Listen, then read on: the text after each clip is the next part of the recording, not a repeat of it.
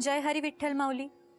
गजर कीर्तनाचा सोहळा आनंदाचा, को पावर्ड बाय गोपुरम कुंकू आणि हळदी पावडर या भक्तिमय सोहळ्याच्या पहिल्या भागामध्ये मी सन्मिता धापटे शिंदे तुम्हा सर्वांचं मनापासून स्वागत करते.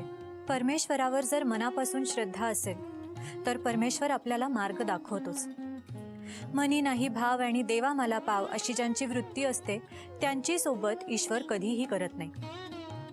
याच संदर्भात एक छोटीशी गोष्ट सांगते. एकदा एका गावामध्ये एक साधू राहत होता. लोक त्यांचा फार आदर करत असत आणि त्याच गावामध्ये दुसऱ्या गावातून एक गरीब गवळण येऊन दूध वाढत असे आणि ती सगळ्यात पहिल्यांदा साधूला दूध वाढून मग पुढे इतर गावाकडे जात असत. एके दिवशी त्या गवळणीला यायला उशीर झाला. साधूने त्या गवळणीला विचारलं की तुला यायला उशीर कसा झाला. त्यावर गवळण म्हणाली की मी दुसऱ्या गावातून येते आणि येताना मला वाटेत नदी लागते. आज ती नदी पार करण्यासाठी मला नाव वेळेत मिळाली नाही आणि म्हणून मला यायला उशीर झाला. यावर हसून साधू तिला म्हणाले की हा ईश्वर किंवा आपण ज्याला मानतो तो परमेश्वर संपूर्ण भवसागर पार करायला आपली मदत करत असताना तू एका छोट्या नावेसाठी थांबून राहिलीस. साधूच्या या बोलण्याचा गवळणीवर खूप परिणाम झाला. दुसऱ्या दिवशी गवळण तिच्या नेहमीच्या वेळेपेक्षा जरा लवकरच पोहोचली. त्यावेळेस साधू झोपले होते. तिने आवाज दिला आणि तिचा आवाज ऐकून साधू उठले आणि तिला विचारलं की आज लवकर कशी. यावर गवळण त्यांना म्हणाली की तुमच्या बोलण्याचा माझ्यावर खूप मनापासून परिणाम झाला आणि त्याचमुळे मी नावेची वाट पाहत थांबले सुद्धा नाही. माझा नावेचा खर्चही वाचला आणि मी वेळेपेक्षा आधी सुद्धा येऊन पोहोचले. साधूंना तिच्या या बोलण्यावर विश्वास बसला नाही. त्यामुळे जेव्हा गवळण परत निघाली त्यावेळेस साधू सुद्धा तिच्या मागोमाग गेले. नदीच्या बाजूचा रस्ता पार करत असताना साधू तिच्या मागे मागे गेले आणि बघतात तर नदीची पातळी हळूहळू वाढायला लागली. यावेळेस साधू घाबरले आणि वाचवण्यासाठी सगळ्यांना आवाज देऊ लागले. गवळणीने त्यांना वाचवलं आणि म्हणाली की ज्या ईश्वरावर तुमची श्रद्धा आहे त्याच ईश्वराला संबोधून तुम्ही मला जो उपदेश केला तो उपदेश तुम्ही जर स्वतःला केला असता तर ही नदीसुद्धा त्या ईश्वराने तुम्हाला पार करायला मदत केली असती. साधूंची ही अवस्था बघून गवळण त्यांना म्हणाली की जो उपदेश तुम्ही मला केलात तोच उपदेश स्वतः अंमलात आणला असतात तर या परमेश्वराने तुम्हाला ही नदी पार करण्यासाठी सुद्धा मदत केली असती. हे ऐकून साधू शर्मिंदा झाले. म्हणजेच मनात भाव नसेल तर तो साधू असो अथवा सामान्य माणूस परमेश्वर त्याची सहायता करूच शकत नाही. याच विचारांसह वळूया आपल्या आजच्या मल्हार महात्म्य या कथेकडे. कथा सादर करत आहेत हरिभक्तीपरायण गजानन महाराज काळे.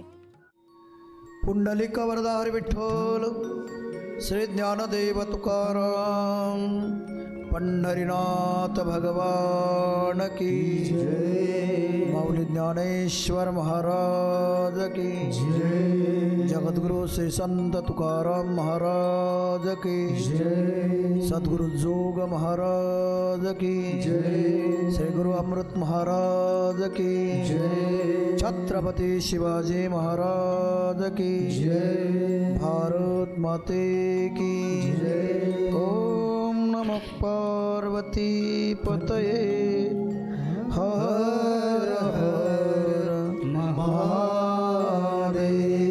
सदानंदाचा एलकोट एलको वक्रतुंड महाकाय सूर्यकोटी समप्रभ निर्विघ्न कुरु मे देव. सर्वकार्येषु सर्वदा सर्वमंगलमांगल्ये शिवे सर्वार्थसाधिके शरण्ये त्र्यंबके गौरी नारायण नमोस्तुते. ध्यायेन श्रीमल्लारिदेवं कनकगिरिनिभं म्हाळसाभूषिताङ्कं श्वेताश्वं खड्गहस्तं विबुधबुधगणैः शव्यमानये कृतार्थैः युक्तान्द्रय दैत्यमुर्निडमृविलासिनः नैषचूर्णाभिरामं नित्यं भक्तेषु तुष्टं स्वगणपरिवृत्तं नित्य ओंकार रूपं समचरण सरोजं सान्द्रनीलाम्बुदाभं जगतनितपानिं मण्डनं मण्डनानां तरुणतुलसीमालां कन्दरं कञ्जनेत्रं सदयधवलहासं विठ्ठलं चिन्तयामि. सम्पाद्य ज्ञानाञ्च विधाय भक्तिं विलोकितो येन समाधिराजः वैराग्यवन्तो सुविचारयुक्तं नमामि दुर्गं क्षीरसागरं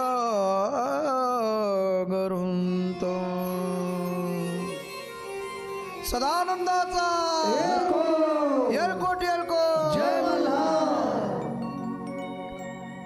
परम मंगलमय भक्त परात्पर अखिलेश्वर अकारण कारण करुणावर्णालय जगदाधार भक्तवांछा कल्पतरू पितांबरधारी श्री कुलस्वामी खंडेरायांची चरित्रकथा. आपण या चरित्रकथेचा लाभ घेताय. पवित्र असणाऱ्या ह्या नाणे गावामध्ये स्वर्गवासी प्राध्यापक दामोदर भानुदासराव भोंडवे बीड, श्री शरद दामोदर भोंडवे व श्री अरविंद दामोदर भोंडवे आणि सर्व भोंडवे परिवार आयोजित श्री कुलस्वामी खंडेरायांची चरित्रकथा कालपासून या ठिकाणी आपण संपन्न करीत आहोत. खरं तर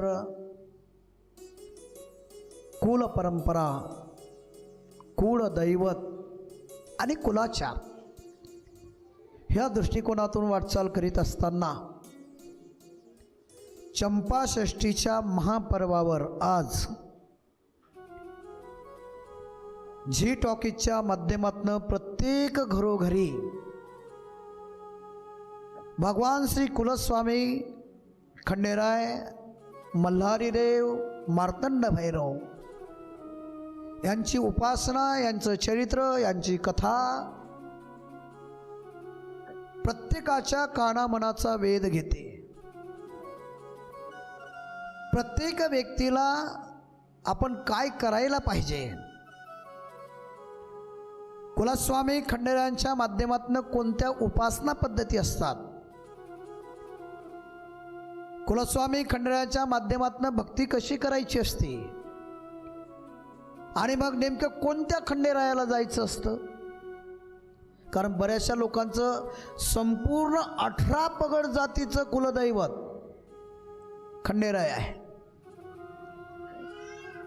महाराष्ट्रामध्ये सर्वात जास्त कुलस्वामी खंडेरायाला मानणारा वर्ग आहे. म्हणून आपल्याला सर्वांना ज्ञात आहे, सोमवती अमावस्या असेल, दसरा असेल, दिवाळी असेल किंवा रविवार असेल, ह्या सर्व दिवशी कुलस्वामी खंडेरायांच्या मंदिरामध्ये खूप गर्दी असते, विशेषतः जेजुरीला. मग एवढी गर्दी होण्याचं कारण काय? याचं कारण एकच आहे, प्रत्येक माणसं दुःखाने पिडलेले आहे आणि हे दुःख नष्ट होण्यासाठी येन केन प्रयत्नाने आपल्या जीवनामध्ये साध्य प्राप्त व्हावं, सुख प्राप्त व्हावं, शांती प्राप्ती व्हावी म्हणून इतस्ततः आपला जो समाज आहे, आपण आहोत, आपण पारमार्थाची कास धरून अखिलकोट ब्रह्मांड नायक परमात्मा कुलस्वामी खंडेराय मल्हारी देव यांच्या प्राप्तीसाठी प्रयत्नशील आहोत. आणि मग त्यांची प्राप्ती होण्यासाठी नेमकं काय काय कुल धर्म पाळावे लागतात याचं चिंतन एकदा नामस्मरण कुलस्वामी खंडेरायांचं आपण घेऊ आणि तदनंतर हे चिंतन थोडं आपण आपल्या शब्दामध्ये मांडण्याचा प्रयत्न करू. सदानंदाचा येळकोट येळकोट खंडेराया खंडेराया खंडेराया रे रे खंडेराया खंडेराया खंडेराया खंडेराया खंडेराया खंडेराया रे रे खंडेराया खंडेराया खंडेराया हरे हरे खंडेराया खंडेराया खंडेराया रे रे खंडेराया खंडेराया खंडेराया हरे हरे सदानंदाचा येळकोट येळकोट जय मल्हार. मघाशी आपण पाहिलं मग कोणत्या खंडेरायाला नैवेद्य द्यायचा? पालीचा द्यायचा, जेजुरीचा द्यायचा, नळदुर्गचा द्यायचा का निमगाव दावडीचा द्यायचा? किती खंडेराय?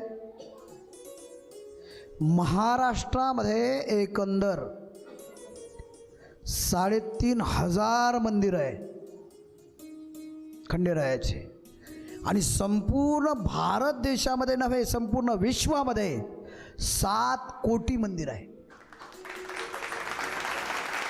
मग 7 कोटी मंदिरं कोणाचं कुलदैवत जेजुरी असेल, कोणाचं निमगाव दावडी असेल, कोणाचं पाली असेल, कोणाचं नळदुर्ग असेल, कोणाचं मैलार पेमरी असेल, कोणाचं तुमच्या जवळपास जेवढे काही गाव असेल, कोणाचं वडज असेल, कोणाचं धामणखेल असेल, कोणाचा माडेगावचा खंडोबा असेल, कोणाचा नागपूरचा असेल. पण नेमके खंडोबाचे मंदिर झाले किती? खंडोबा किती आहे? 12 मल्हार प्रसिद्ध आहे की नाही? मग 12 ठिकाणच्या खंडोबाला जर आपण गेलो तर मग नेमकं मुळात खंडोबा किती हा पहिला प्रश्न आहे. काय आहे? प्रत्येकाला वाटतं आमचा हाच खंडोबा इथंच गेला पाहिजे, अट्टहास असतो. तुम्ही जर जेजुरीला गेलात ना तर पालीवाले म्हणतात हा तो तुमचा खंडोबा, आमचा नाही. पालीला जर गेला तर नळदुर्ग हा तो तुमचा, आमचा नाही, आमचा चंदनपुरीचा. चंदनपुरीवाले म्हणतात नाही तो तुमचा, आमचा नेवाशेचा. ह्यामुळे अनेक लोकांमध्ये सुद्धा संभ्रम तयार होतो. मुळात खंडेराय किती? याचं उत्तर एकच आहे, खंडेराय एकच आहे. खंडेराय एकच आहे, त्याचे ठिकाणं भिन्न भिन्न आहे. मुळात सर्वात प्रथम कुलस्वामी खंडेरायांचं प्रागट्यीकरण हे जेजुरीलाच झालं. मूळ पीठ, मूळ ठिकाण हे जेजुरीचं आहे. त्याचं चिंतन आपण थोड्या वेळाने पाहणार किंवा उद्या पाहणार. मूळ ठिकाण काय? जेजुरी. ज्या ज्या ठिकाणी माझ्या कुलस्वामी खंडेरायांचे पदकमळ लागले, चरणकमळ लागले, जिथे चरणस्पर्श झाला, कुठे वास्तव्य झालं, कुठे माझ्या कुलस्वामी खंडेरायांनी भोजन केलं, कुठे दुपारचा विसावा घेतला, जेवढ्या ठिकाणी माझ्या कुलस्वामी खंडेरायांनी त्या क्षेत्राला स्पर्श केला, तेवढ्या ठिकाणी मंदिर झाले. ऐकताय? आणि मग जेव्हा कुलस्वामी खंडेराय निजामगमनाला निघाले तेव्हा स्वतःचं असणारं खड्ग, लिंगद्वय, दवना, तळी भंडारा आणि बेल हे ठेवून गेले आणि त्यांनी आशीर्वाद दिलाय, ज्या ज्या ठिकाणी माझं वास्तव्य झालं, माझे चरण कमल लागले, त्या ठिकाणी मंदिरं जरी झाले असेल तरी मी प्रत्येक मंदिरात असेल, मी एकच आहे. आणि ईश्वरात सर्वभूतानां हृदयेषु तिष्ठति भ्रामयन् सर्वभूतानि यंत्राणि रूढानि माया. माझे ज्ञानोबराय बोलतात की सर्वांचे हृदय देशी मी अमुक आहे ऐशी, जी बुद्धीस पुरे अहर्निशी ते वस्तू मी. मी सगळीकडे व्यापक आहे. हां, विठ्ठल जळी स्थळी भरला, रीता ठाव नाही उरला, आज म्या दृष्टीने पाहिला विठ्ठलची विठ्ठलची. हा, मंदिर जरी विठ्ठलाचं तुमच्या नाणेगावाचं असेल तरी स्वर्गीय प्राध्यापक दामोदर भानुदासराव भोंडवे, श्री शरद दामोदर भोंडवे व श्री अरविंद दामोदर भोंडवे आणि भोंडवे परिवार यांनी तुमच्या ह्या विठ्ठल मंदिरात आम्हाला इथपर्यंत आणलंय. आणि ह्या कथेचा असणारा लाभ तुम्हाला प्राप्त होतोय. मी काय बोलतोय, मंदिरं किती असू द्या खंडेरायाचे, पण प्रत्येक मंदिरामध्ये शक्ती तेवढीच आहे जेवढी जेजुरीची आहे. जेवढी जेजुरीच्या मंदिरात ताकद आहे, सामर्थ्य आहे, शक्ती आहे, तेवढीच ऊर्जा पालीला आहे. जेवढी पालीच्या असणाऱ्या मंदिरामध्ये शक्ती आहे, ओज आहे, ताकद आहे, ऊर्जा आहे, तेवढीच नळदुर्गला आहे, तेवढीच मैलार पेमरीला आहे, तेवढीच निमगावला आहे, तेवढीच माझ्या वडजला आहे, तेवढीच माझ्या कुलस्वामी खंडेरायाच्या धामणखेडला आहे. तेवढीच ताकद तुमच्याजवळ जे एखादं मंदिर असेल ना आकुर्डीसारखं, हां, तिथे तेवढीच ताकद आहे. मुळात कुलाचार आणि कुलपरंपरेमध्ये खरं तर असं नियम असतो, पहा, होम करावा. पण हल्ली आता होम सर्वांना जमत नाही, होम करणं शक्य नाही. मग त्यांनी भंडाऱ्याचे शिवलिंग करून, गणेश पूजन करून शिवलिंगाचं पूजन करावं आणि भगवान भोलेनाथाची, भगवान शिवजींची, भगवान श्री कुलस्वामी खंडेरायांची, मल्हारी मार्तंडाची स्तुती करावी. मग त्याच्यासाठी नैवेद्य, मी मगाशी सांगितलं, दिवा लावावा. कशाचे दिवे? काल हा विषय आपला झाला, पिठाचे दिवे. सोन्याच्या, चांदीच्या, तांब्याच्या, पितळेच्या दिव्यापेक्षा सुद्धा पिठांच्या दिव्यांना कुलस्वामी खंडेरायांच्या महात्म्यामध्ये, मल्हारी महात्म्यामध्ये अनन्यसाधारण असं महत्त्व आहे. का करायचे पिठाचे दिवे? त्याची काही कारण मीमांसा आहे का? पूर्वपिठी काय आहे? काय आहे? एक भक्त होता, पहा, एक व्यक्ती कुलस्वामी खंडेरायांचा भक्त होता. तो एवढा धार्मिक होता की त्याला माहीत आहे हे संपूर्ण जे होतंय तो माझा कुलस्वामी करतोय. मी बोलू, अशी जर भावना प्रत्येकाची जर असेल तर माझा देव तुमच्या समवेत असतो. कारण त्याचं ब्रीद आहे, हे यथा माम प्रपद्यन्ते तां तथैव भजाम्यहम्, मम वर्तमान वर्तन्ते मनुष्या पार्थ सर्वशः, जो मज जैसा भजे मी त्याशी तैसाची भजे. जो माझी जशी भक्ती करतोय मी त्याला तसाच भजतो. वस्तुतः आपण भजणारेच भजन करतो की नाही? भज भज भज भज म्हणजे काय? ते हॉटेलातले खायचे भजे. भज भज भज सेवायाम. सेवा करणे म्हणजे भजणे, सेवा करणे म्हणजे भक्ती करणे. हां, आणि आपण ती सेवा करतो की नाही? मग तुम्ही जर सेवा करत असाल, जो करील सेवा तो खाईल मेवा. तुम्ही माझ्या कुलस्वामीची खंडेरायांची भक्ती करत असाल तर तुम्हाला मेवा देईल. पण तुम्ही जर भजतच नसाल तर मग तुम्हाला कशी प्राप्ती होईल? तो तुमच्यावर कशी काय कृपा करेल, तो कसा तुम्हाला पावेल, तो कसा दर्शन देईल. देवाचं दर्शन व्हावं नाही प्रत्यक्षात किमान स्वप्नात तरी, आहे की नाही.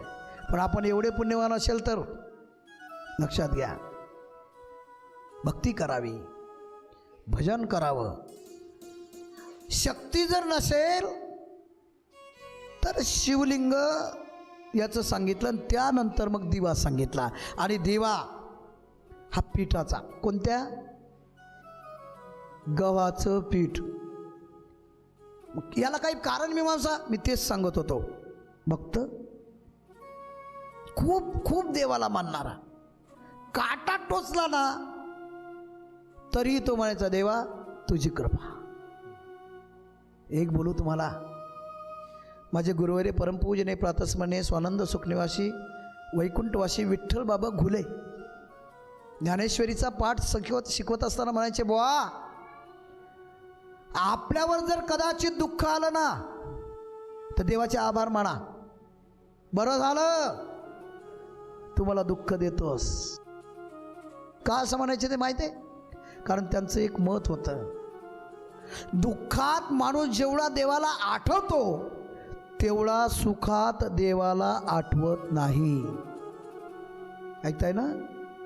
हा, दुःख में सुमिरन सब करे, सुख में करे ना कोय.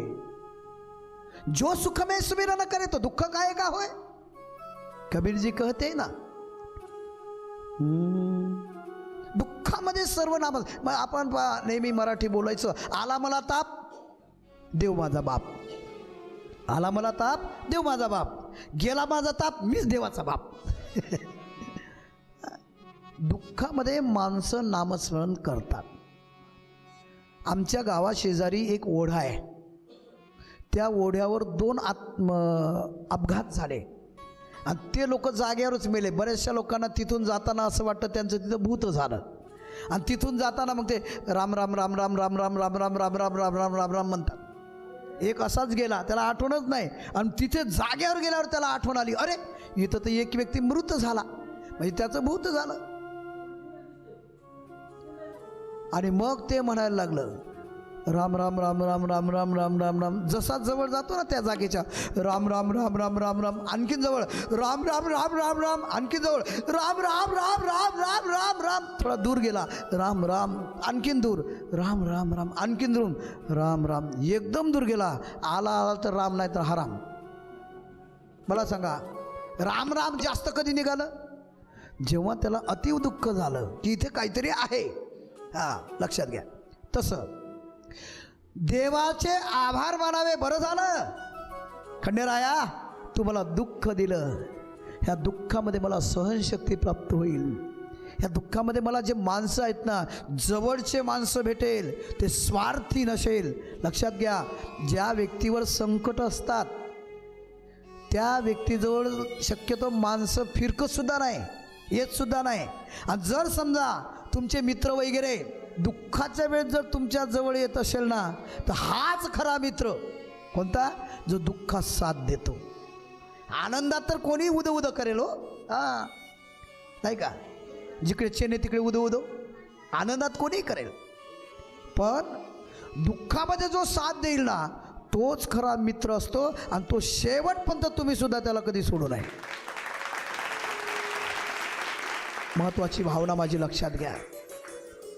त्या व्यक्तीला कुलस्वामी खंडेरायांना दिवे पाहिजे होते आरतीसाठी. काय करावं? मातीचे करावे, तेल राहणार नाही, सुकायला उशीर लागेल. दिवा मिळणं दुरापास्ताय कठीण आहे. मग नैवेद्य चालू होता, पीठ दिसलं, कणिक दिसली, आणि त्या गव्हाचं पीठ घेतलं, त्याचा दिवा केला. 5 दिवे केले, कोणी 7 करतात, कोणी 5 करतात, कोणी 9. विषम संकेत कितीच केले तरी चालेल. त्याच्यामध्ये तेल टाकलं, ते दिवे लावले, आणि त्यांनी माझ्या कुलस्वामी खंडेरायाला ओवाळलं. पंचानन हैवान सुरभूषित नीळा खंडामंडित दंडित दानव अवलीळा मणिमल्ल मर्दुनिया जोधू सरपिवळा करे कंकण बाशिंगे सुमनांच्या माळा जय देव जय देव जय देव जय शिव मल्हारी ओ राजा मल्हारी वारी दुर्जनासुरा बहुदुस्तर तारी जय देव.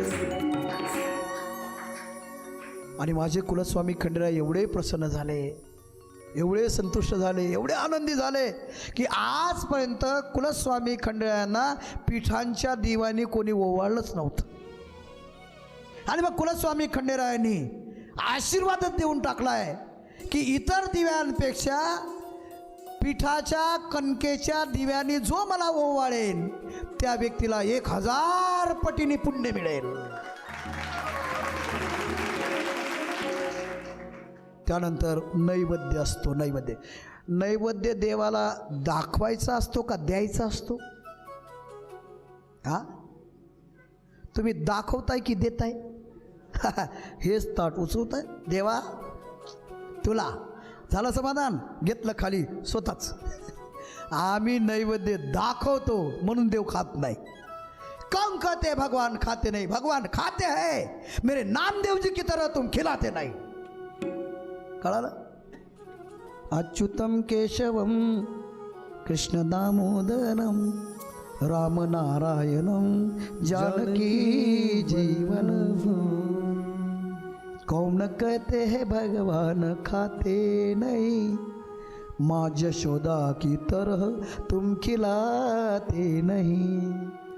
अच्युतम केशवम कृष्ण दामोदरम राम नारायणं जानकी वल्लभम. कौन कहते हैं भगवान आते नहीं, मेरी द्रौपदी की तरह तुम बुलाते नहीं. अच्युतम केशवम कृष्ण दामोदरम राम नारायणं जानकी वल्लभम. कौन कहते हैं भगवान रोते नहीं, रोते हैं भगवान. कौन कहते रोते नहीं, रोते हैं लेकिन मेरे सुदामा की तरह तुम रुलाते नहीं. अच्युतम केशवम कृष्ण दामोदरम राम नारायणं जानकी वल्लभम. आम्ही देवाला नैवेद्य दाखवतो. मला असं वाटतं ताट घ्यावं, हातात नैवेद्य घ्यावा आणि म्हणावा देवा तुझ्यासाठी केलाय रे. का तुझ्यासाठी केलाय? कारण तुझ्या कृपेने आम्हाला भेटतोय ना, म्हणून तुझ्यासाठी. यातला एक घास खाणार आहे माझ्यासाठी. हा घास तुझा आहे, हा घास तुझा आहे. कृष्णा घेणार आहे एक घास, काना एक घास खाणार. देवा पांडुरंगा तुमच्यासाठी आहे ना, घ्या ना. खंडेराया तुमच्यामुळे मला मिळालं, खा ना थोडं. म्हणा ना त्याला. खाईल बरं तो, खाईल तो, पण भावयुक्त अंतकरणाने शुद्ध भावाने त्याला द्या. शुद्ध भाव ज्याचा झाला दुरी नाही देव त्याला, त्याला देव दूर नाही. द्या त्याला नैवेद्य द्या. केवळ पाणी फिरून मला असं वाटतं जे कोणी लोक नैवेद्य देतच नाही ना, त्यापेक्षा पाणी फिरून दाखवून आणलेला बरा. मला असं वाटतं कधी कधी. पण मुळात माझा देव खातो, कारण त्याला दुसरं काही लागत नाही. फक्त त्याच्यात तुमचं अंतःकरण ओतलं पाहिजे, त्याच्यात तुमचा भाव ओतला पाहिजे. कारण भाव का भूखा हूँ मैं, भाव ही बस सार है, भाव का भूखा हूँ. भाव बिना मुझे कुछ भी दे तो मैं उसे लेता नहीं. भाव से अगर फूल भी पत्रम पुष्पम फलम तो यो मे भक्त्या प्रयच्छति तदहं भक्त प्रश्न प्रवृत्त मश्नामि प्रयतात्मा. भाव से अगर फूल भी दे तो मुझे स्वीकार है, भाव का भूखा हूँ मैं, भावई बस सार है, भाव का भूखा हूँ मैं. माझ्या देवाला काही लागत नाही मला, काही लागत ना. साधा ती माम योगो न सांख्यम धर्म उद्धवा, यथा भक्तीर ममोर्जिता. भक्तीची आमापे मोजितो अनंत, भक्तीची आमापे मोजितो अनंत. भक्तीची आमापे मोजितो अनंता, भक्तीची आमापे मोजितो अनंता. इतराने तत्वता न मोजवे, इतराने तत्वता न मोजवी. भक्तीची आमापे मोजितो अनंता, भक्तीची आमापे मोजितो अनंता. देवाला फक्त भाव पाहिजे, देवाला तुमची भक्ती पाहिजे. तुमचा वेश कसा आहे हे महत्त्वाचं नाही, तुम्ही कसे दिसताय हे महत्त्वाचं नाही, तुम्ही सुंदर आहेत की नाही हे महत्त्वाचं नाही, तुम्हाला मान सन्मान किती आहे हे महत्त्वाचं नाही, तुमच्याजवळ पैसे किती आहे हे महत्त्वाचं नाही, तुमच्या अंतःकरणामध्ये भाव कसा आहे हे महत्त्वाचं आहे. 1000 पटीने पुण्य. आणि नंतर नैवेद्य, हे दिव्याचं झालं नैवेद्य, वांग्याचं भरीत, कांद्याची चटणी, रोडगा आणि ठोंबरा. काही लोक ज्वारीचे जे कंस निघतात की नाही नवीन, पूर्वी आपण हुरडा करायचं तेव्हा ज्वारीसुद्धा गावरान होती, आता हायब्रिड आहे. त्यानंतर ओंब्या असायच्या, त्या ओंब्या गव्हाच्या ओंब्या, ज्वारीचा हुरडा, हे सगळं एकत्र. त्यानंतर पुन्हा तीळ, गूळ हे एकत्र करून त्याचा दिवा करायचे, त्याच्यात तेल घालायचे, तो देवाला लावायचे, त्याचं नाव होतं उंडी. कुलस्वामी खंडेरायाला उंडी खूप आवडते. हे तीळ असेल, भरीत असेल, कांदा असेल, हे आताच्या सध्याच्या ह्या काळामध्ये चंपाषष्ठीलाच का हां, आता चंपाषष्ठी फार महत्त्वाची आहे. तुम्ही सर्व चंपाषष्ठीला आलात, तुम्हाला कोटी कोटी धन्यवाद, तुम्हाला शुभेच्छा. चंपाषष्ठीला तीळ का वापरल्या जातं लक्षात घ्या. देवांच्या उत्सवामागे, देवांच्या उपवासामागे, देवांच्या कुलधर्म, कुलाचार, कुल परंपरेमागे जसं अध्यात्म आहेत ना तसं विज्ञानसुद्धा आहे. ह्या थंडीच्या दिवसामध्ये उष्ण पदार्थ खाणं गरजेचे असतात, ऐकताय ना. आणि तिळामध्ये स्निग्धता आहे, तीळ हे उष्ण आहे. आणि थंडीमध्ये जर उष्ण खाल्लं तर शरीराचं जे, आता काही लोक काही डाईट करतात, काही एक वेळच जेवतात, काही जेवतच नाही. मला वाटतं हे बाकीच्या ह्या गोष्टी उपासनेमध्ये सांगितले ना कुलस्वामीच्या, हे जर त्यांनी तेवढं केलं, त्यांना डाईटही करण्याची गरज नाही, त्यांना उपवासी राहण्याची गरज नाही. कारण हे जे उपवास आहे, हे व्रतवैक, हे विज्ञानाला धरून आहे. आपलं शरीर स्वास्थ्य कसं चांगलं ठेवावं, अध्यात्माबरोबर विज्ञानसुद्धा याच्यात घडलं जातं. किती जेवलं पाहिजे. आता हे मला सांगा, जे मशीन असतं, मशीन, ते मशीन रोज रोज चालवल्याने बिघडणार की नाही. मग एखाद्या दिवशी त्या मशीनला विसावा दिला पाहिजे की नाही, विश्राम दिला पाहिजे की नाही. तसंच हे मशीनसुद्धा आहे. हे काय आहे, शरीर मशीनच आहे. कुठपर्यंत पळायचं, कुठपर्यंत, याला एखाद्या दिवशी उपवास द्या ना, विसावा द्या. आणि तो विसावा म्हणजेच उपवास आहे. उपवासाच्या दिवशी जास्त खाऊ नये. काय करावं माहीत आहे, निर्जला करावी उपवास, निर्जला, पाणीसुद्धा घेऊ नये. मग कोणाला एवढं शक्य होत नाही, मग पाणी पिऊन जलासहित. एवढं शक्य नाही. फलाहार काय सांगितलंय? फलाहार, फळांचाच आहार सांगितला, फराळ नाही सांगितला. ऐकताय ना? फराळ नाही, फलाहार. पण आम्ही एवढे सुपीक डोक्याचे आहोत, आम्ही फलाहारचं केला फराळ. दिवसभर चरा न उपवास करा. हां, तुमचं काय मला माहीत नाही. एकादशीच्या अगोदरच्याच दिवशी आमच्या घरी म्हणतात, अहो उद्या एकादशी आहे घ्या, अहो उद्या एकादशी आहे घ्या, अहो उद्या एकादशी आहे घ्या. बरं एवढ्याने भागत नाही. घ्या आज एकादशी आहे, घ्या आज एकादशी आहे, घ्या आज एकादशी आहे. आणि एकादशीला साबुदाण्याचे वडे, त्यानंतर भगर, साबुदाणा, आणखीन जे काय असतं शेंगाडं शिंगाडं वगैरे, त्याची भाकरी, श्रीखंड, बटाटा आणि शेंगदाण्याची आमटी, उपवासाचं लोणचं, लिंबाचं, आंब्याचं, करवंदाचं, त्यानंतर पुन्हा केळी पण, वेफर्स पण. परत एवढ्यावर भागलं नाही.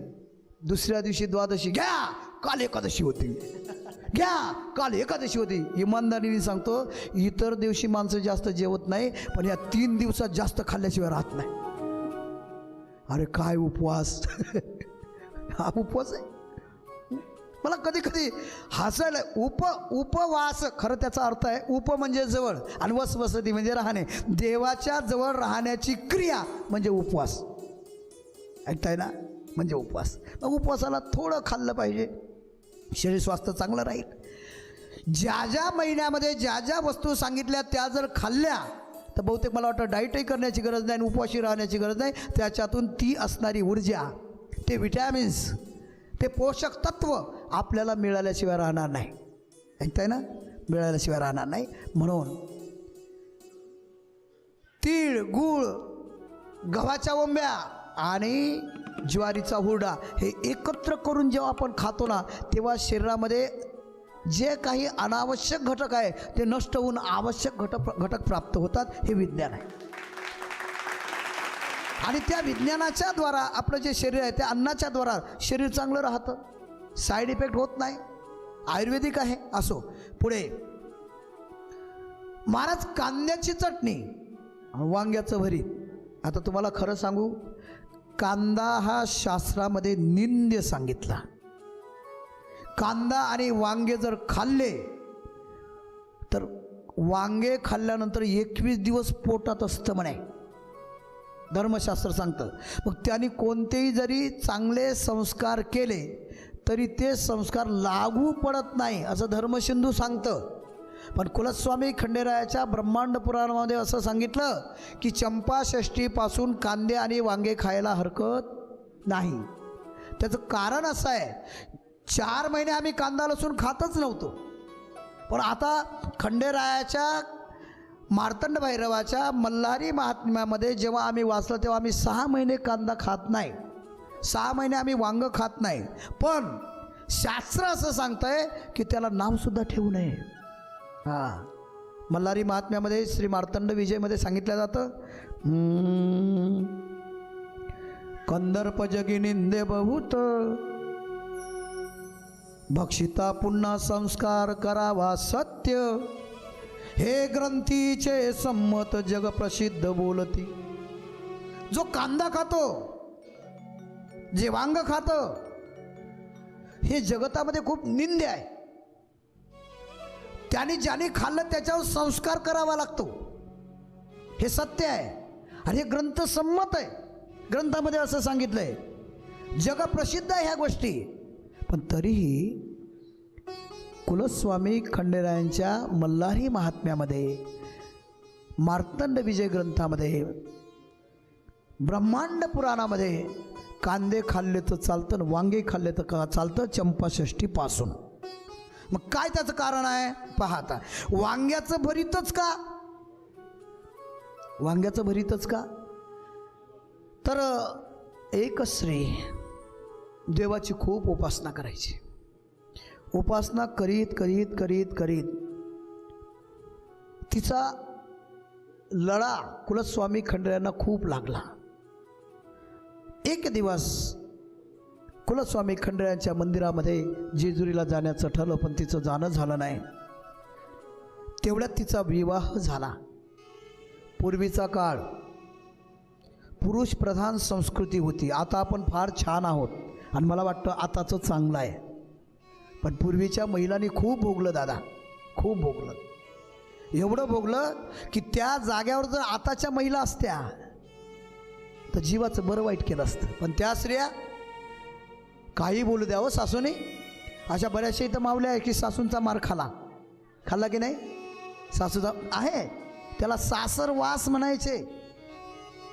त्रास व्हायचा बिचारींना. खूप खूप सासरवास असायचा पूर्वी. पाणी सांडवलं तर सांडवलं का, तेल सांडवलं तर सांडवलं का, हे शिकवलं का आईने. इथून सुरुवात असायची पहा. आता सासूरवास नाही राहिला, आता काय सुनवास आहे. पण फक्त बोलायचं नाही एवढंच. पण तुम्हाला जर वाटतं ना सुनवास होऊ नये, म्हाताऱ्यांनो ऐका, तुम्ही सर्व माझ्या आईंसारखे आहे. सुनेनी कसाही चहा देऊ द्या, त्याच्यात साखर जरी नसेल ना ती म्हणायला पाहिजे, सुनबाई तुझ्या हाताला चवच न्यारी, लयच भारी झाला ग, तर उद्या 2 कप मिळेल. आणि तुम्ही जर म्हटलं हेच शिकवलं का आईनी, आताचा काळ नाही तसा. एक तर आता मुलीच मिळायला लागल्या नाही बुवा. खरंच सांगतो, आम्ही कुठेही गेलो ना बाबा एखादी मुलगी आहे का, अरे आम्ही काय ब्रोकर आहोत. अरे असे प्रश्न विचार की आमचा उद्धार होईल का, ज्ञानोबरांची आमच्यावर कृपा होईल का, तुकोबारांची आमच्यावर कृपा होईल का, आम्ही गुरु कसा करावा, ते गुरु कसे असावे, शिष्य काय, गुरूंचे लक्षणे काय, शिष्यांचे लक्षणे काय, असं विचारा ना.